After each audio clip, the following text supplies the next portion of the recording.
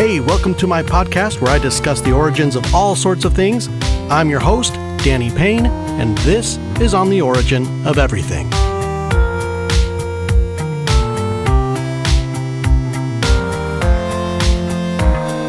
Today I'm covering the origins of NBA team names. Why? Because I love basketball, but also because I'd always wondered where some of these weird names come from, like the Lakers, the Nuggets, the Jazz, the Knicks. There are quite a few surprises and some great stories, so even if you're not the least bit interested in NBA basketball, this episode is still for you. Let's get started. About a third of the NBA team names were picked by sending out a survey to let fans make suggestions. Then the team owners made a final decision based on those votes. I've left those teams out completely because that's lame. I want to start with the New York Knicks. I think they have the strangest name of all. They were originally the Knickerbockers. What in the world is a Knickerbocker? Unless you're familiar with this story, there's no way you would guess that Washington Irving was responsible. Author best known for Sleepy Hollow and Rip Van Winkle, Washington Irving wrote his satirical A History of New York in 1809 about a fictional historian named Diedrich Knickerbocker. But before its release, Irving created a buzz by placing a series of missing person ads in the paper seeking information on a Dutch historian, one Diedrich Knickerbocker, who had gone missing from his hotel. This fake story got people talking. Even the city officials posted a reward for the safe return of this historian that wasn't even real. Irving then posted a notice acting as the hotel's ownership, stating that if Mr. Knickerbocker didn't return to pay his bill, they would publish the manuscript he left behind, as some sort of threat. So after Irving had the whole city following this bogus story, he released his book under the pseudonym Diedrich Knickerbocker. Eventually everyone learned that it was all a hoax, but not after buying the book, which did very well, and it launched his career. This book was so influential that New Yorkers began to be referred to as Knickerbockers. A Knickerbocker is a New Yorker. 100 years later, when the city was looking to name their basketball team, this was a great historic choice. The Boston Celtics.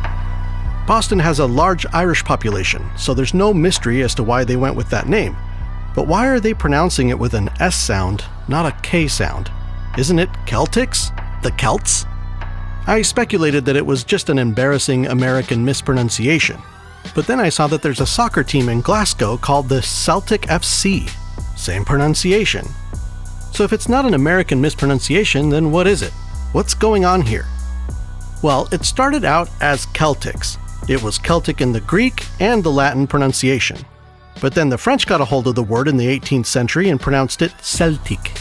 That pronunciation got picked up in the English language in Scotland, England, and Ireland, and just stayed that way. It's only recently that language historians started using Celtic as a distinction between the collection of tribes that originated in ancient Europe around 540 BCE and the sports teams. Many believe that the Celts are the ancestors of the Irish, and since a handful of Celtic languages are still spoken in Ireland, most people are cool with associating the Celts with the Irish, and that's why the city with a high concentration of Irish descendants chose to name their basketball team the Boston Celtics. The Indiana Pacers. I figured this had something to do with racing, like pace cars in the Indy 500.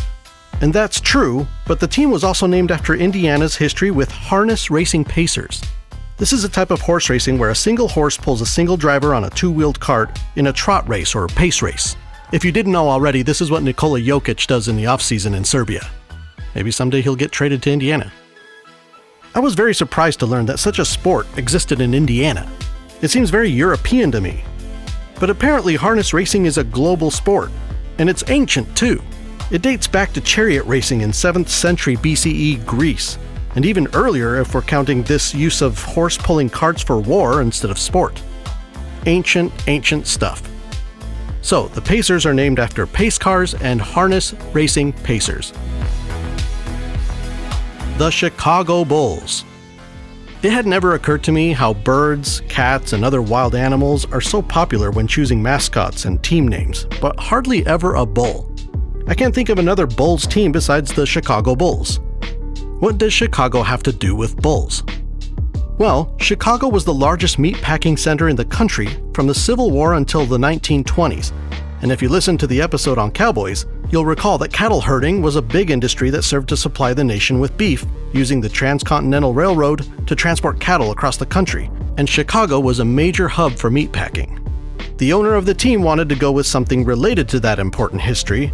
He was thinking maybe the Matadors or the Toreadors. And when he was throwing around name ideas with his family, his youngest interjected that all of those ideas were a bunch of bull. And eureka! Bulls it is. Or so the story goes. The Atlanta Hawks. I didn't expect there to be a story here, but they were originally the Black Hawks, after the war chief of the Sauk tribe, Black Hawk. This was not in Atlanta yet. That team was in the Tri-City of Moline, Illinois, Rock Island, Illinois, and Davenport, Iowa. The team got relocated a couple of times in other cities before landing in Atlanta, and along the way, the name got shortened to just Hawks. Let's go out west for a little bit. The LA Clippers. I'm a little embarrassed to admit that I didn't know what a Clipper was, but I can't be the only one, so I included it. The first thing to know is that the team was originally located in San Diego, where there were sailing ships that passed through the San Diego Bay. A clipper is a type of mid-19th century merchant sailing vessel, designed for speed. Actual clippers weren't around anymore when they named the team in 1978, but that's what people still called all the sailboats in the area. Clippers. When the team moved to LA, they kept the name. The other team in LA is curiously named the Lakers. Why? Well, the team came from Minneapolis, Minnesota, the state with the nickname the Land of 10,000 Lakes. When the team moved to LA, they kept the name. I had to go looking to see if the term Laker had ever been used prior to naming this team, and I was surprised to find out that the term Laker has been around at least 300 years. It's been used to refer to people or things related in various ways to lakes. Tourists visiting a popular lake have been called Lakers. Boats on the Great Lakes were called Lakers. People whose work is on lakes were Lakers. Good to know, because I was imagining the team owner thinking like, let's see, we're known for our many lakes, so the lakes? Lakies? Lakers? The Lakers. I was thinking it'd be funny if another team did this too, like, ladies and gentlemen, the Denver Mountaineers. Alright, let's move on to the Jazz. Why is a team in Utah called the Jazz? Well, the team came from New Orleans, the birthplace of jazz. And they kept the name when you know the story by now. Well, I'm going to pause here for just a second to say that Jazz is such a lame name for a competitive professional team of any kind, no matter what city or state they represent. The New Orleans Jazz makes more sense, but it's still such a wimpy name for a team. If you're looking at your upcoming matchups, like, we got the Thunder on Monday, then the Raptors on Wednesday, the Wolves on Friday, and the Jazz on Sunday. How cute. Reminds me of jazz hands. Not very intimidating is all I'm saying. Other teams have grizzly bears on their jerseys, a wolf. The Jazz have little music notes. Sorry, Jazz fans. The Houston Rockets. This seems pretty straightforward. Houston, NASA, Rockets, except that the team actually came from San Diego, and they kept the name when they moved, you know. But it's got nothing to do with NASA. Not originally, anyway. The San Diego Rockets team was named after the nearby aerospace industry in San Diego, not Houston. Of course, there was no reason to change the name when the team moved. The Detroit Pistons have a similar story. They also seem to have the perfect name for being in Motor City, but the team was originally in Fort Wayne, Indiana. They were named the Fort Wayne Zollner Pistons, after a piston factory owned by the team owner Frank Zollner, so the Zollner Pistons. That's too on the nose for me. The name of the team was the same name of the factory? It'd be like the Michelin Tires basketball team. I don't know. It's not very imaginative. But anyway, when the team moved to Detroit, there wasn't really any reason to change the name as it fit perfectly with Detroit's rich history in the automotive industry. The Denver Nuggets. It's not chicken nuggets they're named after, but the team does have a partnership with Wendy's where fans can get a free 6-piece if a Nuggets player gets a double-double in a home game. But anyway, Nuggets of course refers to gold nuggets, from the town's beginnings as a mining boomtown in the mid to late 1800s. The Memphis Grizzlies. What do grizzly bears have to do with Memphis, Tennessee? Grizzlies basically don't exist outside the Northwest. Well, this is another case of team relocation. I had forgotten that the Memphis Grizzlies used to be the Vancouver Grizzlies of Vancouver, Canada. There's a Vancouver, Washington too, by the way. That Vancouver team was almost called the Mounties, but they ultimately went with Grizzlies, and when the team was sold to Memphis, they wanted to change the name to something more representative of Memphis, but fans really liked the name, so they kept it. The New Orleans Pelicans. I had also forgotten that the Pelicans used to be the Charlotte Hornets. They moved the team to New Orleans, kept the Hornets name, then eventually changed it to the Pelicans. In case you didn't know, a pelican is a large bird with a gross throat pouch. I don't know how else to describe it. The franchise owner at the time said he chose the pelican because it was a symbol of resilience and determination to fight and overcome and be a sort of constant among all the destruction that occurred there from Hurricane Katrina. I like the name a lot more after reading that. The Portland Trail Blazers. Named after Lewis and Clark and the Oregon Trail. Nothing much more to say about that. But I wondered what their mascot was. It used to be a cat, but now it's a Sasquatch. And I was really hoping it was just a guy in a blazer. The Seattle Sonics. They're no longer a team in Seattle, but I wanted to include them anyway. Hopefully Seattle will get their team back soon. The Sonics are really the Supersonics, named after the Boeing supersonic transport from the 1960s that was intended to compete with the Concorde, though it never came to fruition. If you follow the NBA at all, you know that the Sonics got moved to Oklahoma City, where they changed their name to the Thunder. They have a lot of thunderstorms out there, they're in Tornado Alley, makes sense. The Toronto Raptors. They were named the Raptors by popular vote. Fans chose it because it was 1993 and Jurassic Park had just come out. I'm not even kidding. I was hoping to find some story about raptor fossils having been found in Ontario, but nope. Raptors never even lived in North America. It's crazy to think that Michael Crichton's book eventually led to Toronto naming their basketball team the Raptors. And my last pick, the Philadelphia 76ers. Of course, they're named after the signing of the Declaration of Independence in Philadelphia in 1776. That one's super obvious, but since this is basically a history podcast, how could I leave it out? That's it for part 1. Stick around for part 2 right after this.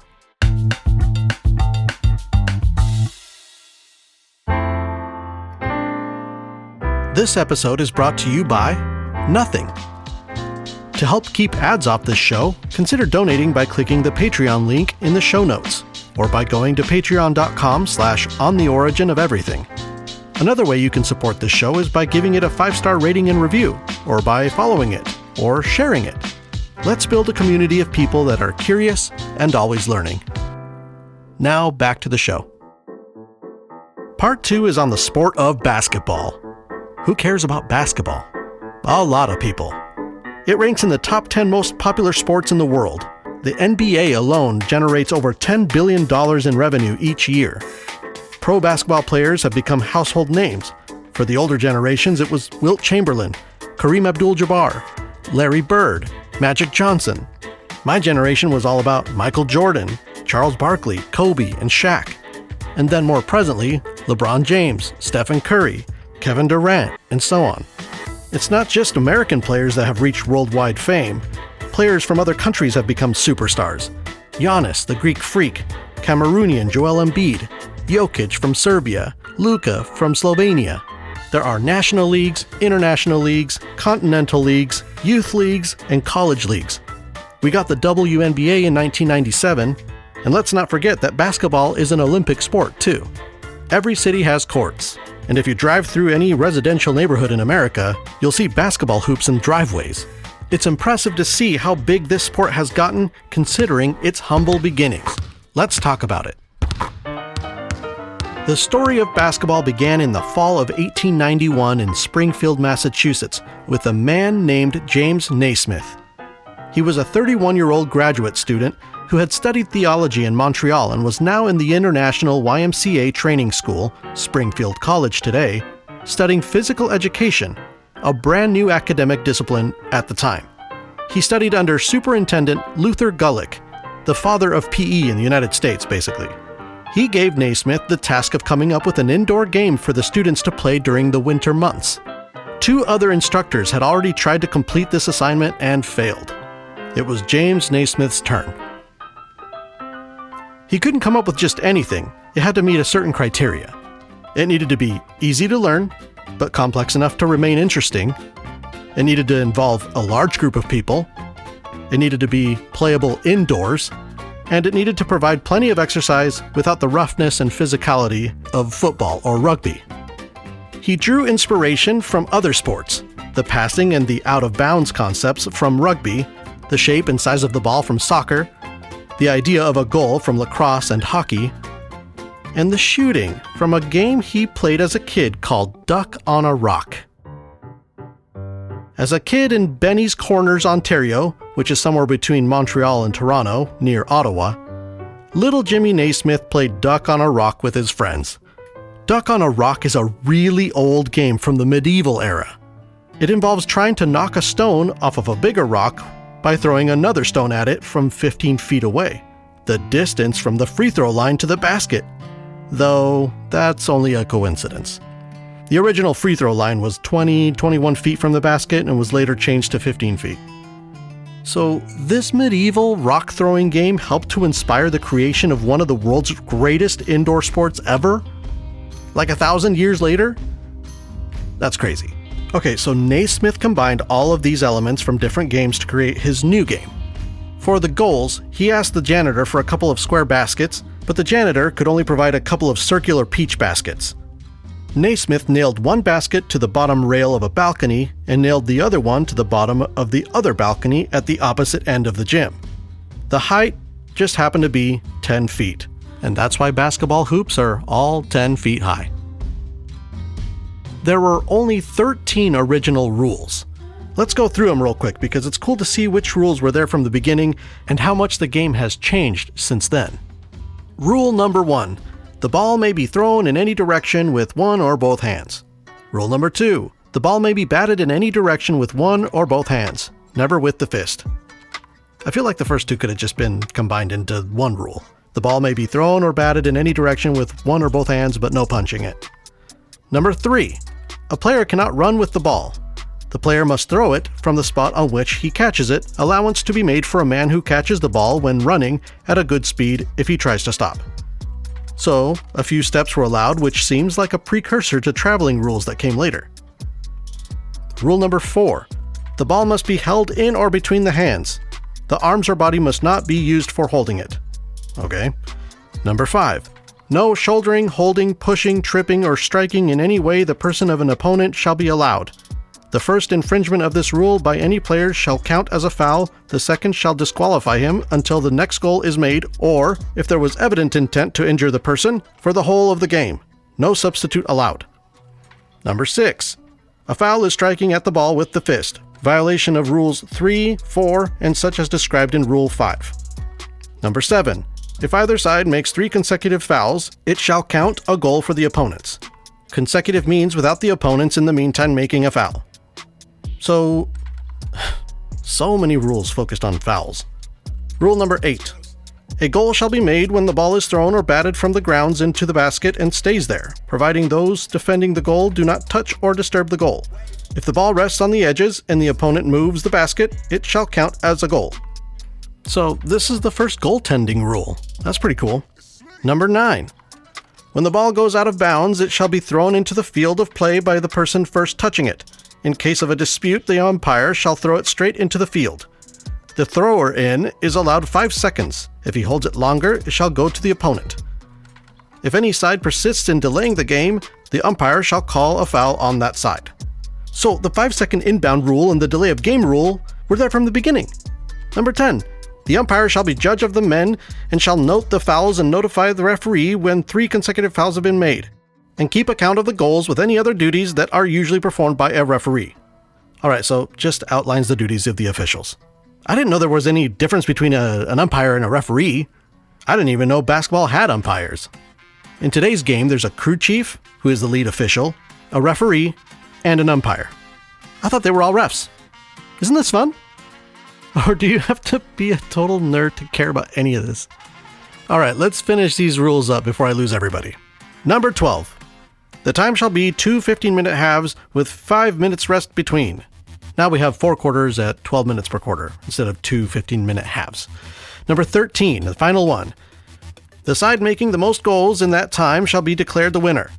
In case of a draw, the game may, by agreement of the captains, be continued until another goal is made. So there was no overtime. It went to sudden death. Next goal wins. And those were the original 13 rules. Can you guess how many rules there are in the NBA today? 14. Just one more. Of course, I'm being coy, because even though the number is technically 14, there are 101 sections within those 14 rules, and I counted 389 sub-rules within those sections, and even more rules within those sub-rules. It still probably doesn't hold a candle to the NFL rulebook, though. Okay, so remember how the first hoops were just peach baskets? They had to have someone stationed at each basket to retrieve the ball after every made shot. Then they'd have a jump ball. A jump ball after every basket. Jump ball used to be a bigger part of the game, and I didn't know that. It must have been quite the advantage back then for your team to have the tallest guy out there winning every jump ball. Something else I didn't know is that there are fewer players on the court today than there were originally. In today's game, we have 5 players on each team out there on the court at any given time, 10 players total. But for the first game in 1891, Naismith had 3 guards, 3 forwards, and 3 centers on each team. 18 people out there. Why 18? Well, that's just how many students showed up the first day. The game was actually designed to be played by any number of students. In 1897, 5-on-5 became the standard. Here are a few more firsts for you. The first basketball was just a soccer ball, but in 1894 a bicycle company made the first basketballs, which were leather and had lacing on the outside like a football. Spalding took over a few years later. The first backboard was in 1895, and it was made of wire mesh. The original purpose of the backboard was to prevent spectators from interfering with gameplay.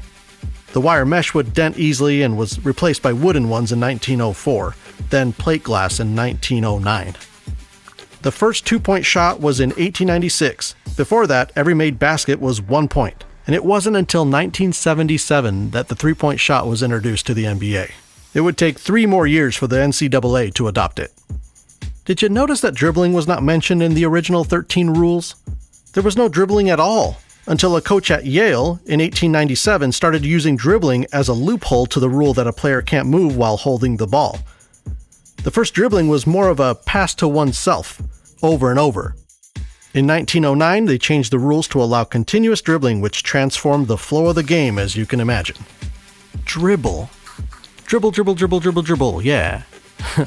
Why are we saying dribble and not bounce?